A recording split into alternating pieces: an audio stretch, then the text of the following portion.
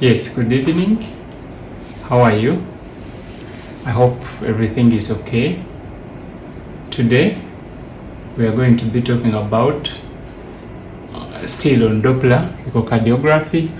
We finished color Doppler, and now today what we are going to be talking about is spectral Doppler. Remember, we have three types of Dopplers: color Doppler, spectral Doppler, and then tissue Doppler. The basics of Doppler echocardiography are Doppler shift, that is frequency change. Yeah, that is the basic. So speaking of color Doppler, we finished, and this was it. Color, you see blue, that blue inside there. I don't know if you can see it. Yeah, that is our color Doppler. You see blue inside there, that was color. When we speak of spectral Doppler now, that is the recording we do on echo. And when we record, we always record velocities, and then their direction of flow, velocity of blood and direction of flow. And it will appear something like this. There are two types of spectral Doppler. We have continuous Doppler and then pulse Doppler. Pulse, the transducer, like this one, this transducer here, it is always releasing. This is the footprint. The footprint is there. This transducer in PW, it is always releasing ultrasound pulses. Now when we speak of continuous, it is always continuously transmitting and receiving. In pulse, it transmits, waits, and then it receives. Yeah, and then continuous, it's continuously receiving, and then continuously receiving and transmitting. So two types, pulse Doppler and the color Doppler. But before we go into what is exactly here, whether it's pulse or continuous, we need to know some basics, and these basics are the scale. Yeah, how we do, again, we have to position. How we do pulse Doppler, first you have to position where you want to measure the velocities at a particular point. Which velocity you want to measure, you have to position the Doppler gate at that particular position. I'm going to show you what is a Doppler gate. You must position the Doppler gate at a particular point, where you want to measure the velocities. And I hope I get some pen here. And these are you see this box here? This box is there. This box is there. It's a Doppler sample volume. Yeah, this is a Doppler. This is for color. This is color Doppler. This triangle. Now, within this triangle, there is a line, dotted line running. This dotted line here, it is running. So that is the Doppler interrogation. What? That is Doppler interrogation. Now, within this line, there is some kind of this line here, flat, straight here. And that is what we call sample volume. Now, this is continuous Doppler. Yeah, this is continuous. So this is a sample volume, Doppler sample volume. Here, this straight line, interrogation angle. Now, this sample volume, where we are measuring from. If it's continuous, it's not necessarily important, but we are measuring all the velocities from here up to this point. And this was a pulmonary artery. Pulmonary artery, we are measuring at almost at the valve level. This line can be moved up and down. Yeah, it can be moved up and down. You can decide to put it here, you can decide to put it here, you can decide to put it here, where you want to measure from. But if it's continuous, that one is not mattering a lot. like where you're measuring from, because continuous to record everything from here up to the other point. no range. Only pulse can do that. Again, this line, and if you want to measure again, for example, this is pulmonary artery, this is pulmonary artery, pulmonary valve is here, pulmonary valve is here. We want to measure the velocities at the pulmonary valve.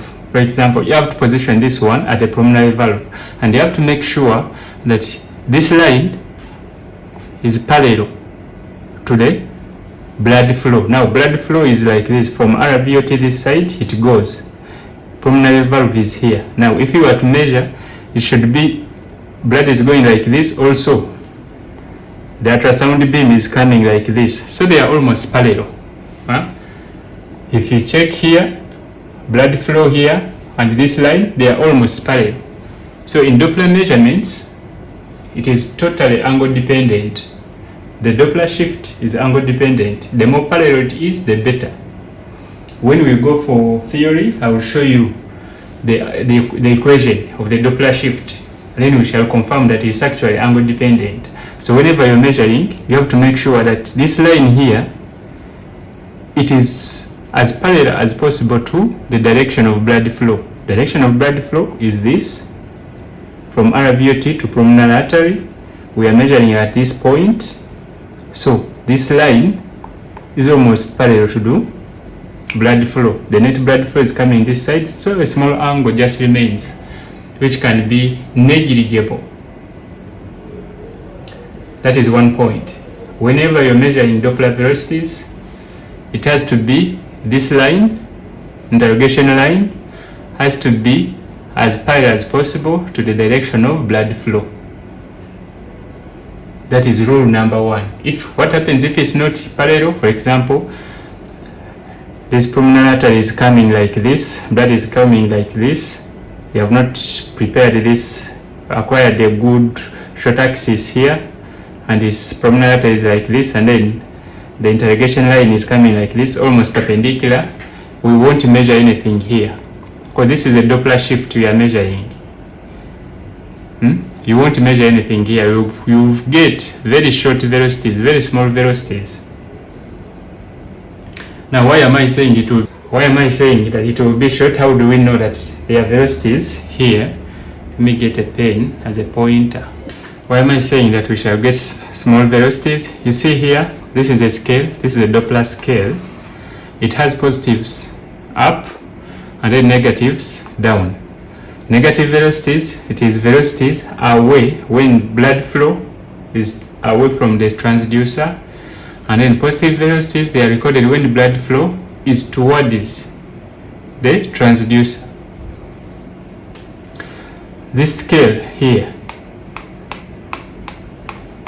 it can be increased or decreased. So this is the baseline here.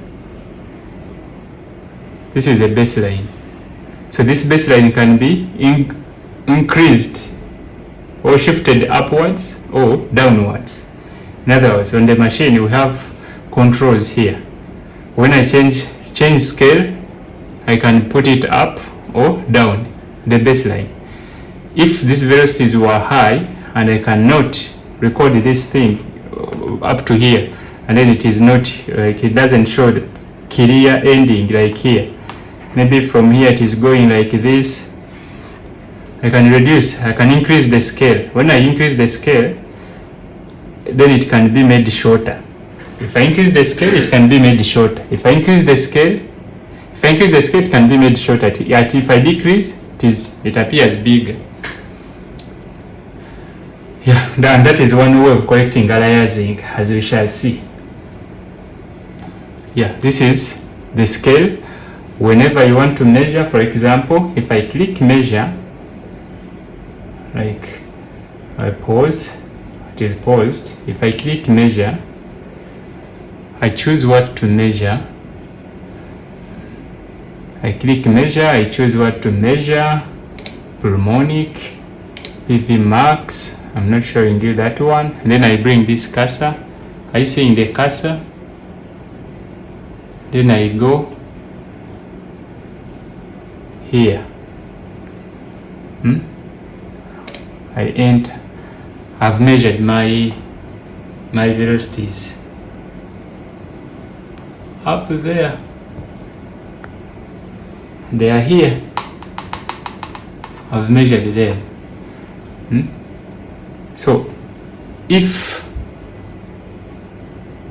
this is how we measure, you just click and then you find out. It will give you, when you click measure, you choose what to measure from the menu, you choose what to measure, you go here, measure, it will give you the velocities. So regardless whether you are using continuous wave Doppler or pulse wave Doppler, the scale will be the same. The scale will be the same. And you just have to control it depending on what you are getting here. If a spectral envelope, we call it envelope, yeah? This is a Doppler envelope here. If it's not clearly visible, everything, then you have to change the scale. One way why it may not be visible is when aliasing is there. Aliasing. If aliasing is there, it will not be completed. And one thing you have to do, change the scale. If you are using pulsed and the aliasing is not completed, then change to continuous wave. If continuous wave, remember we said these ones that aliasing is true for pulse wave Doppler and it's not true or it's false for continuous wave Doppler. So one thing, if you're using pulse and there is aliasing, first thing, change to continuous. Continuous can measure high velocities, yeah, because it doesn't have the next limit. Next limit is not there for continuous, so it can measure high velocities. But for pulse, since it has a pulse repetition frequency, it has a next limit, and that next limit is the maximum velocity it can measure clearly. And we said it is equal to a half pulse repetition frequency.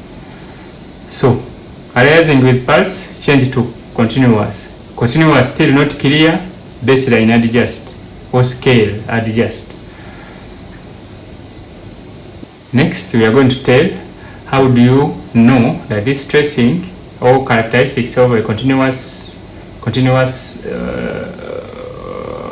wave Doppler and the pulse wave Doppler spectral envelopes. How do you know? How should they look like? I remember I told you at the start that this is continuous. How do I know that it's continuous? Remember, I've told you continuous, it has no range. If you put this line, we shall get velocities from here up to anywhere, depending on the filters you have put. High pass, low pass, we can change these ones. What we see here, we can change it with the filter. But if not, we can even record the velocities here.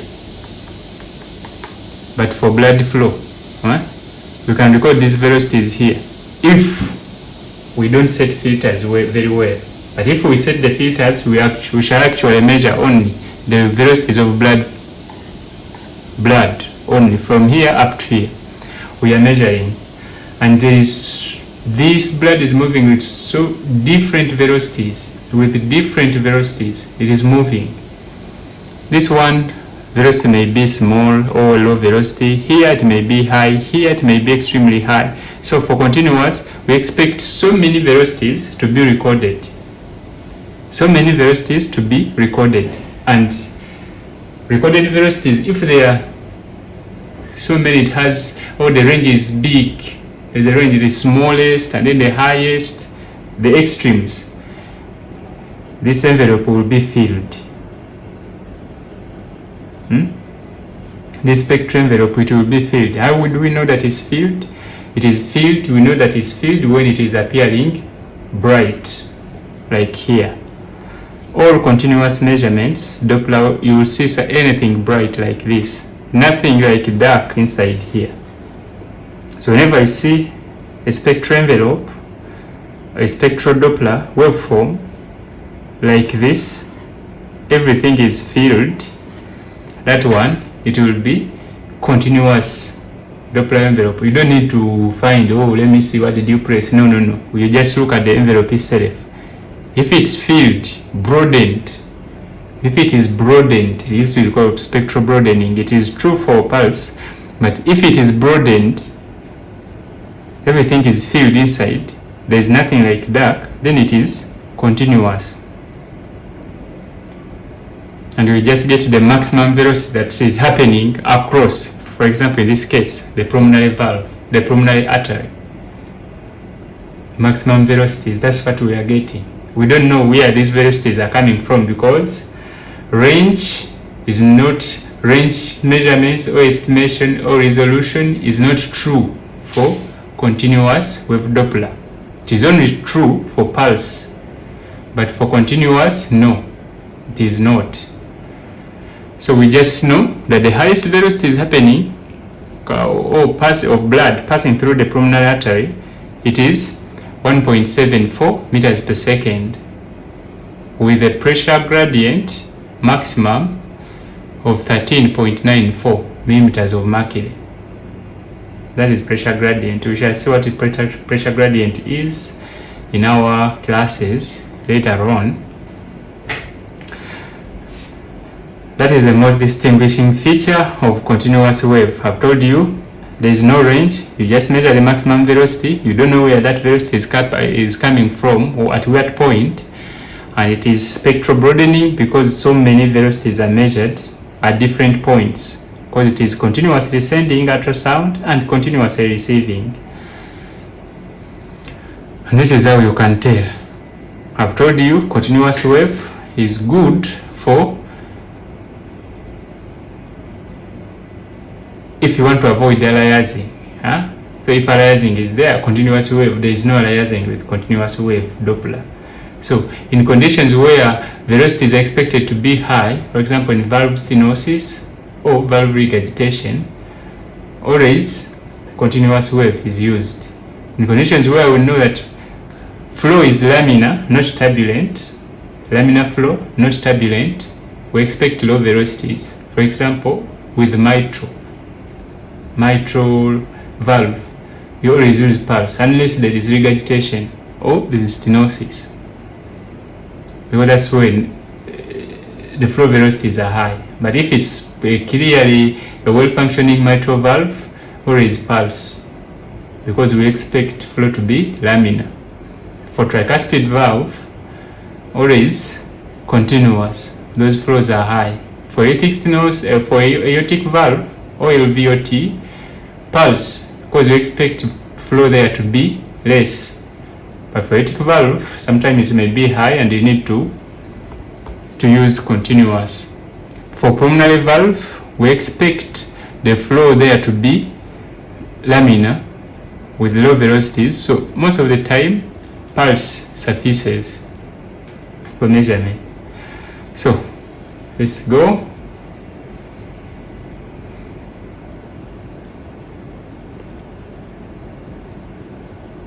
We're not looking at anything else.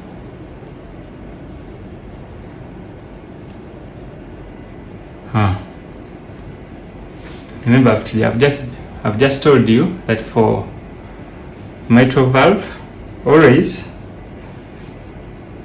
PW suffices. That is PW, I mean pulse wave, suffices. It's enough. This equals not me who did it. So these measurements, it's not my measurement, yeah. So I've just told you that for scale purposes, it remains the same. Yeah, it remains the same.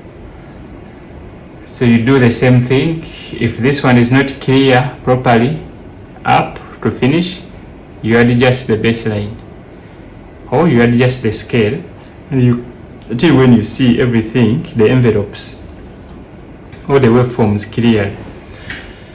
I've just told you how to identify continuous or Doppler, spectral Doppler waveform.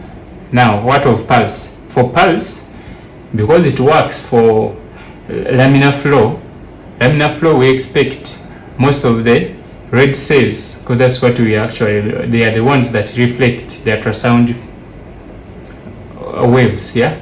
They are the ones reflecting. We expect them to be moving at almost same speeds, yeah? At almost same speeds We expect that. So if they are moving at almost same speed, we don't want extremes, yeah? There should be no extremes almost. No extremes should be there. That's what we expect. And if there are no extremes, then inside there must be a dark part where there are no dark means there are no red blood cells that move with velocities that lie in these ranges here inside. They are literally not there. That's why we don't have red cells reflecting ultrasound waves with that shift. So for pulse, a clearly taken pulse waveform, it is always like this.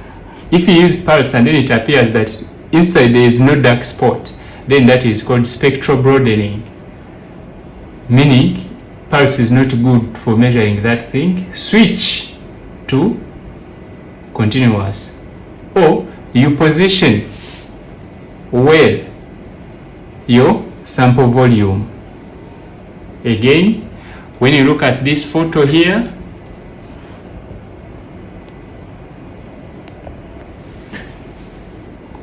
there is this line again in between. There is color. He put color, blue away, red towards. He put color inside, but there is a line also going.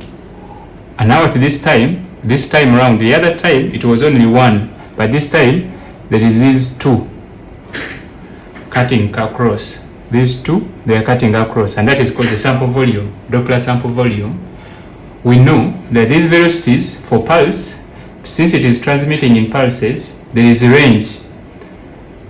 The higher, if you position this sample volume this side, it will take a lot of time for ultrasound to come from the transducer here to go to this point and then come back. So when you put your sample volume far away from the probe, pulse repetition frequency will be narrowed, will be less. And if pulse repetition frequency is less, then aliasing is likely to happen, or Nyquist limit is reached earlier. So the nearer it is, the better. So at this point, we are measuring velocities at this particular point between these two lines. Those are the velocities we are measuring at the tips of mitral valve, because that's where we put this thing, PW sample volume. We put it at the tips of mitral valve. So we know that the pressure we are taking, or the velocity we are taking, not pressure, the velocity we are taking is at that tip, at the entry, opening, yeah? And then we record the velocity of blood as it enters the LV. At the tips of mitral valve, place the PW sample volume. Still, it has to be, this is article 4 chamber. We have to make sure that direction of blood flow is parallel as parallel as possible to direction of the beam. Blood is moving away from LA into LV, this direction. And also our ultrasound beam is coming from the transducer. You see this line? They are parallel almost at zero. They are completely parallel. So whatever shift we are getting, it is actually true. It is true because it is parallel as possible. Again, remember that thing. If you make your 4 chamber like this, and then the blood is flowing like this, and then your interrogation line is like this, or this angle. The larger the angle, the smaller the Doppler shift you are getting. So we don't want that. Whenever you are measuring mitral inflow velocities, make a proper 4 chamber with the LV apex at the tip of the transducer. Then you measure correctly the velocities. And this is how you don't need to ask, what did you use, what? You just look at the waveform, you see a dark spot inside, that is pulse. If it's not there, that is continuous. If you know that you have used it and it's not there, you reposition or you switch to continuous because it will be broadened, spectral broadening. Now, how do you know that? I remember I told you blood to what is the transducer, the waveform is positive. On the scale I showed you that it has two positives and negatives. So blood towards the transducer, it is positive. So in this way,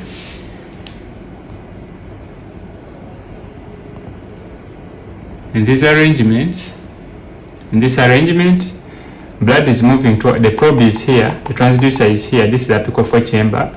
Blood from LA is going towards LV. That's what we are measuring. This is blood to LV. Remember cardiac cycle? Again, if you don't remember, you go back. Cardiac cycle, it has added diastolic feeding or rapid feeding, and then a slow feeding, rapid feeding, diastasis, and then slow feeding or a trio kick. So this is, if we are to name the waveforms for mitral inflow, this is E wave, and then A. E wave and then A. E, A, E, A, E, A. Now, the most important thing is to identify them. You have to identify them. Failure to identify them, you are in trouble because you will measure wrong things. Yeah? This is E, this is A. E for rapid feeding, diastasis in between should be there, and then A, trio kick. But in conditions of tachycardia, the diastolic phase is reduced. So A wave tends to come to fuse with E. What is the same which is happening here. A wave is almost fusing with E. So you have to identify it. You have to identify that one this time. Otherwise, for normal ones, it is E, diastasis, and then A. E, diastasis, and then A. It should be like that. But if with an increase in heart rate, the period for diastole is decreased. So what next is this A to draw closer to E. E and then A. With an increase in heart rate, possibly sinus tachycardia. So with four chamber view, these flows are positives because blood is from LA into LV, which is towards the probe. For pulmonary veins, pulmonary valve,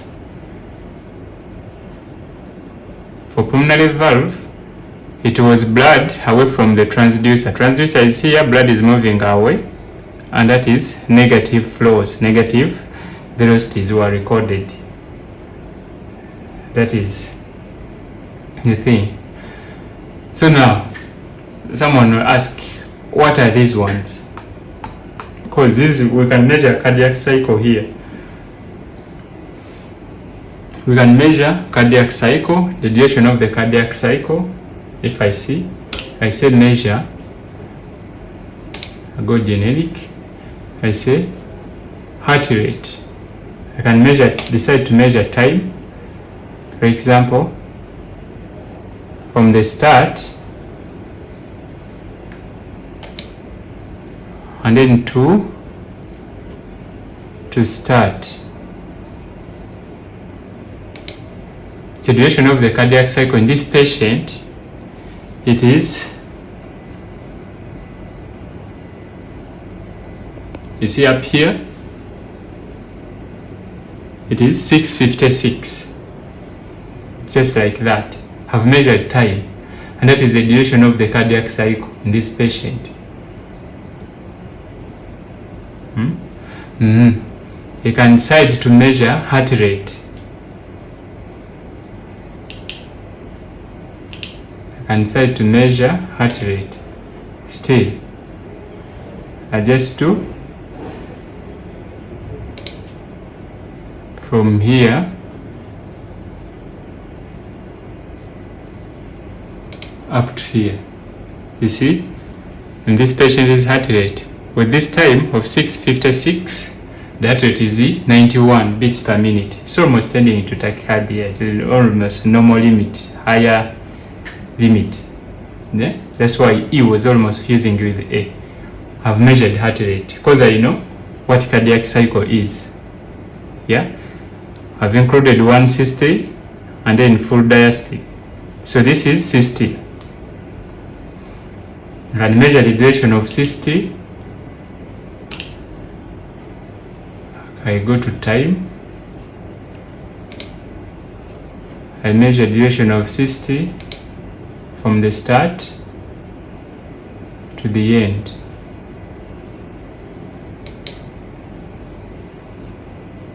That is 16. And then you can measure the duration of diastole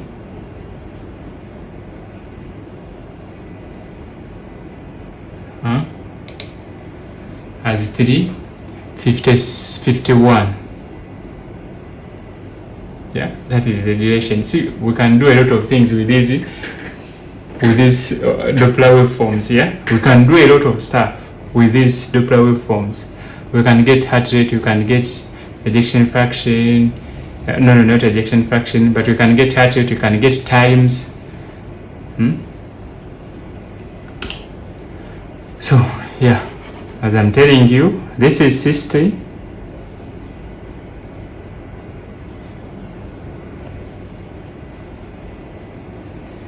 This is systole, this is diastole. Systole, diastole. So, we have velocities in diastole for pulmonary valves. Otherwise, if we had pulmonary regurgitation, it would have happened here. Because regurgitation happens in pulmonary regurgitation will happen in diastole, ventricular diastole. That's where pulmonary regurgitation and aortic regurgitation will happen. So if we had regurgitations, pulmonary regurgitation, it would happen in diastole here. We could see velocities here. And then pulmonary regurgitation, also aortic stenotic regurgitation, it would happen if we record the aortic waveform. Let me see if we recorded. Let me see if we recorded for pulmonic. This is tissue Doppler. We shall talk about it. That one is tissue Doppler. Nothing much with it. And this is aortic. This is aortic. This is a 5-chamber. RI, RV, LV, LA. The 5th chamber is the LVOT and the aorta is here. Still, the rule of angle applies. Aorta is going this direction, so blood from LV is going like this. So there is a small angle. The direction of blood flow is like this. Yeah, according to how he took this view, the direction of blood flow is like this. So there is this small angle. The interrogation line is here. The direction of blood flow is here. There is a small angle here around 15 degrees.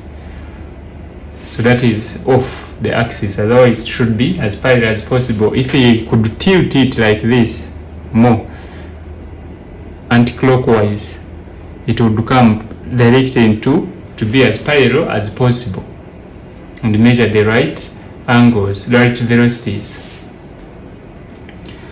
Still, this we have systole, LV systole, and then from here up to here it is diastole. We can try to measure again to see if we can get the same thing. The duration of the cardiac cycle.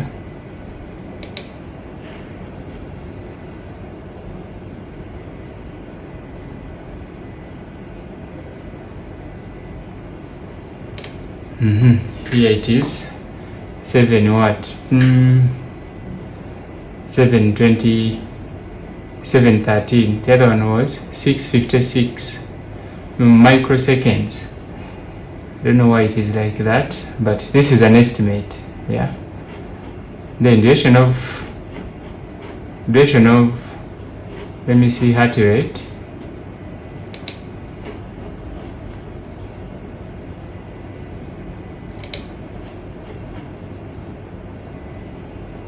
(84 beats per minute). Oh, heart rate changes, yeah. Heart rate changes, probably had the patient was, yeah. Here it is 84 beats per minute, the other one was 91. See, the more the duration of cardiac cycle, the lesser the heart rate, yeah. Yeah, so that is spectral Doppler. Easy as that. That's how I'm not going to show you how we are going to measure. I'm not showing you. Maybe that one will be a separate video, but this is how I'm just showing you that this is how spectral waveforms looks like, and they are used to measure velocities to check severity of stenosis and severity of regurgitations.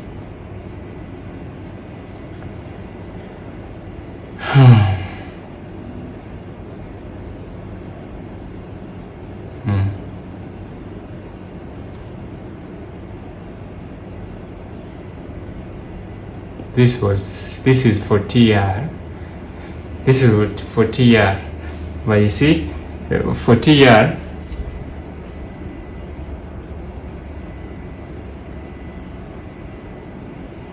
this is TR, 4-chamber, and then 4-chamber, blood is flowing from RI to RV in this direction, and the interrogation line is here. So there is this off-axis measurement, yeah. So this Doppler shift we are getting is not true as far as Doppler shift is concerned, because this flow is not parallel. The beam, ultrasound beam, is not parallel to direction of blood flow. So what I normally do, for me, I tilt this 4-chamber. This is a clear 4-chamber, normal 4-chamber view. But for this case, the TR, it will be underestimated. I tilt this one clockwise. I tilt the 4-chamber clockwise, or I move from the apex beat and come medially towards the sternum. Just a small movement. This LV will go this side, and this RV will come this side. RA will go this side, and in that way, the RV inflow, it will be almost perpendicular or the ultrasound beam will be almost perpendicular to the RV inflow in this direction. If you tilt this 4-chamber clockwise, this is the clockwise, this line will be perpendicular to, and you will measure the proper or the real Doppler shift, and you will find it is higher than this one. But either way, this patient had trace TR, because if we try to measure from the features, we don't expect this patient to have severe TR. Yeah, see, this is trace TR. So trace to my, okay, you can say mild TR is there. Mild TR is there. So in this patient, that's why he never bothered of measuring it, because he knew it was. But if it is mild, if you were to tilt this thing and you make alignment properly, it is mild with gradients of around maybe 22, 24 there. Yeah, that's all I had for today. Thanks for listening. This is a bit of practical. Yeah, thank you.